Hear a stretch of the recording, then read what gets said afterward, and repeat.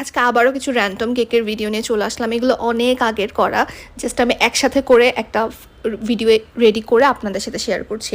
Hello everyone, কি খবর সবার? আজকে প্রথম কেকটা হচ্ছে একটা চকলেট মাড কেক, অ্যান্ড এটা একটা টল সাইজে হওয়ার কথা ছিল। সো আমি খুব সম্ভবত 4 ইঞ্চেস অর 5 ইঞ্চেস মোল্ডে আমি বেক করেছিলাম কেকটা। যেহেতু এটা অনেক আগের কেক, আমার নিজেরও মনে নেই যে আমি কবে করেছিলাম।